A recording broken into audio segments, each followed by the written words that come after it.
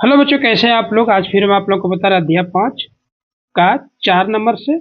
तो 1 नंबर से 4 number, 1 number से 3 नंबर का वीडियो में अपलोड किए थे और आज हम आप लोग को बता रहे हैं 4 नंबर। तो चलिए 4 नंबर का क्वेश्चन क्या लिखा है, आप किताब से क्वेश्चन को मिलाइए, किताब को भी साथ में रखिए और क्वेश्चन लिखिए। 4 नंबर में लिखा पाचन एंजाइम का क्या कार्य है। तो इसका उत्तर लिखे है पाचन एंजाइम उत्प्रेरक क्रिया द्वारा भोजन के जटिल अणुओं को सरल भागों में खंडित कर देते हैं, जिससे वे घुलनशील हो जाते हैं और शरीर के उनका अवशोषण हो जाता है। आगे नंबर लिखे हैं पचे हुए भोजन को, आप क्वेश्चन को देख सकते हैं, पचे हुए भोजन को अवशोषित करने के लिए क्षुद्रांत्र को कैसे अभिकल्पित किया जाता है। तो इसका आंसर लिखे है क्षुद्रांत्र की आंतरिक भित्ति पर असंख्य रसनांकुर पाए जाते हैं। इनमें रक्त वाहिकाओं एवं लिप वाहिकाओं का जाल बिछा होता है। मिश्रण क्रिया द्वारा भोजन का प्रोटीन, ग्लूकोज, खनिज, विटामिन इत्यादि रक्त में सोख लिया जाता है। वसीय अम्ल एवं ग्लाइसरॉल का अवशोषण लिप वाहिनी में होता है। आगे नंबर लिखे श्वसन के लिए ऑक्सीजन प्राप्त करने की दिशा में एक जलीय जीव की अपेक्षा स्थलीय जीव किस प्रकार लाभ प्राप्त करे। तो चलिए इसका आंसर लिखें। स्थलीय जीव वातावरण से ऑक्सीजन लेते हैं तथा वातावरण में ऑक्सीजन की बहुलता रहती है। इसके विपरीत जलीय जीव जल में घुले हुए ऑक्सीजन का उपयोग करते हैं, जिसकी मात्रा बहुत कम होती है। स्थलीय जीव में ऑक्सीजन का अवशोषण भिन्न भिन्न अंगों द्वारा किया जाता है। इन सभी अंगों में सतही क्षेत्रफल को बढ़ाने की, देखिए इसका शॉर्ट हम बता रहे हैं, बोल रहा है श्वसन के, आप क्वेश्चन को एक बार फिर से देख लीजिए। श्वसन के लिए ऑक्सीजन प्राप्त करने की दिशा में एक जलीय जीव की अपेक्षा स्थलीय जीव किस प्रकार लाभ प्राप्त है। हम इसको बता रहे हैं श्वसन के लिए ऑक्सीजन प्राप्त करने की दिशा में जलीय जीव की अपेक्षा स्थलीय जीव अधिक लाभ प्राप्त है, क्योंकि स्थलीय जीव वायुमंडल से ऑक्सीजन को प्राप्त करते हैं, जिसकी मात्रा अधिक होती है, लेकिन जलीय जीव जल में घुले हुए ऑक्सीजन को ही लेते हैं।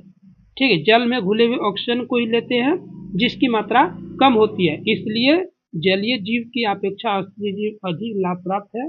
आप इसको नहीं देख के हम जो बोले इसको आप उतार लीजिएगा, तो ये आपके लिए बहुत अच्छा रहेगा। चलिए आगे नंबर देखते हैं। चलिए आगे नंबर यह स्तनधारी तथा पक्षियों में ऑक्सीजन तथा विऑक्सीजन रुधिर को अलग करना क्यों आवश्यक है। स्तनधारी तथा पक्षियों में ऑक्सीजन तथा विऑक्सीजन रुधिर को अलग करना आवश्यक है, क्योंकि स्तनधारी प्राणियों को उच्च ऊर्जा की आवश्यकता होती है।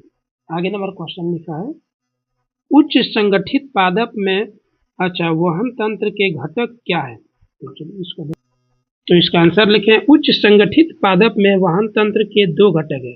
जाइलम, यह जड़ों द्वारा पानी तथा खनिज लवण का अवशोषित करके पत्तियों तक पहुंचाता है।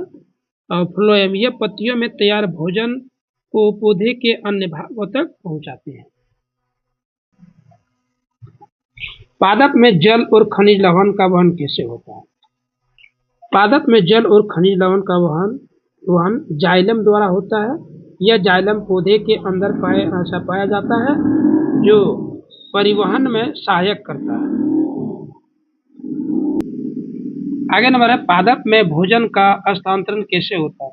पादप में भोजन पत्तियों में तैयार होता है। इस भोजन को फ्लोएम पौधे के अन्य भागों तक पहुंचाता है। इस क्रिया को भोजन का हस्तांतरण कहते हैं। आगे नंबर दिया है ब्रिकानोनेफ्रॉन का चित्र बनाना है। तो ब्रिकानोनेफ्रॉन का चित्र हम नहीं बनाए हैं, उसका सिर्फ वर्णन किए हैं। तो आप चित्र को किताब से देख के जरूर बना लीजिएगा, हम चित्र नहीं बनाए हैं, ब्रिकाणु की सिर्फ वर्णन कर रहे हैं। ब्रिकाणु की रचना, मानव में एक जोड़ा ब्रिकाणु पाए जाते हैं। ब्रिकाणु के अंदर नालियां पाए जाते हैं। ब्रिकाणु नालियों नेफ्रॉन पाई जाती है। यह धागे से बांधा होता है, जिसके सिरे संपूर्ण आकार का होता है, जिसे ब्रोमोन संपूर्ण कहते हैं, जिसके अंदर कोशिकाएं जाल बिछा रहता है जिसे ग्लूमेरुलस कहते हैं। ये नालिकाएं की ओर बढ़कर संग्रह नालिका में मिल जाती है। आगे नंबर लिखे हैं, उत्सर्जी उत्पादन से हट कर पाने के लिए पादप किन विधियों का उपयोग करेंगे। आप किताब से क्वेश्चन को जरूर लिख लीजिएगा, ये चीज़ हम आप लोगों को बार बार बोल रहे हैं। किताब आप सामने में रख के किताब से क्वेश्चन लिख लीजिए। क्वेश्चन के उतारने मेरा मिस भी हो सकता है क्योंकि क्वेश्चन पर उतना ध्यान नहीं दिए हैं, आंसर सही लिखे। उत्सर्जित पदार्थ से मुक्ति पाने के पादप निम्नलिखित पंक्तियों का प्रयोग करेंगे। अनेक उत्सजीव उत्पाद कोशिकाओं में धमनियों में भंडारित रहते हैं। पादप कोशिका में तुलनात्मक रूप से बड़ी धमनियां होती है। कुछ उत्सर्जन पदार्थ पत्तियों में भंडारित रहते हैं, पत्तियों की गिरने के साथ ये हट जाती है।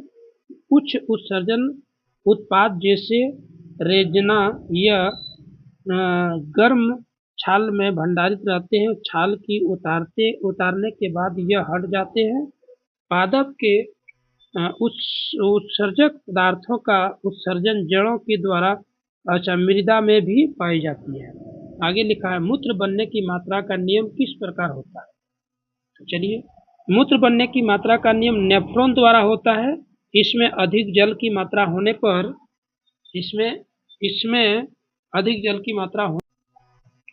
नेफ्रॉन इसे अपशिष्ट पदार्थ के रूप में बाहर निकाल दिया जाता है और शरीर में जल की मात्रा को नियंत्रित रखता है। तो ये हो गया। अब अभ्यास बताएंगे तो आगे के वीडियो में अपलोड करेंगे। धन्यवाद।